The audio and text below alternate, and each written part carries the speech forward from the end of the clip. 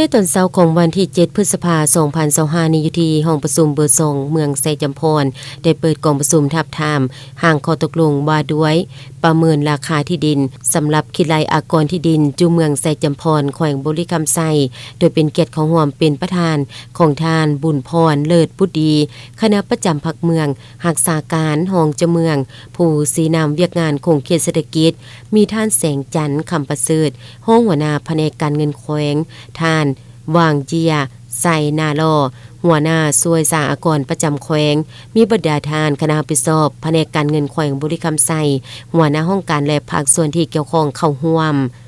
ในเวลากองประชุมคณะปิสอบคันแขวงได้ผ่านข้อตกลงฉบับเลขที่921ทับคบสลงมาที่25ธันวาคม2024ว่าด้วยแต่งตั้งคณะปิสอบสีนำและคณะกองสวยเวียกสร้างนิติกรรมประเมินหัวหน่วยราคาที่ดินสำหรับคิดไลอากรที่ดินคันแขวงบุรีคำไซพร้อมทางผ่านทางข้อตกลงอธิบายชี้แจงเกี่ยวกับการประเมินราคาที่ดิน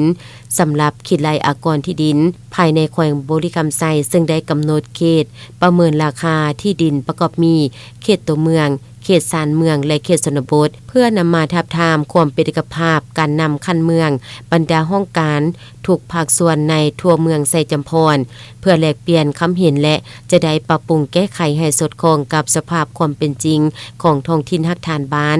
หลังจากนั้นผู้แทนกองประชุมก็ได้ผลัดเปลี่ยนกันขึ้นประกอบคำคิดคำเห็นพร้อมทางยกปัญหาเพื่อปรึกษาลือในกองประชุมยังมีนัยเลิกซึ่งครบถ้วนสมบูรณ์ตอนท้ายของกองประชุมประธานได้เน้นหนักต่อคณะปิสอบห้องการหน่วยงานที่เกี่ยวข้องภายหลังสำเร็จกองประชุมแล้วให้นำเอานิติกรรมลงไปเผยแพร่พันขยายให้พ่อแม่ประชาชนรับรู้เข้าใจอย่างลึกซึ้งเกี่ยวกับห่างทับทามห่างข้อตกลงว่าด้วยการประเมินราคาที่ดินคิดไลอากรที่ดินจูภายในเมืองไซจำพรเห็นให้ประชาชนบรรเภามาเสียภาษีอากรที่ดินให้รัฐถูกต้องตามระเบียบหลักการของคันถึงวางไว้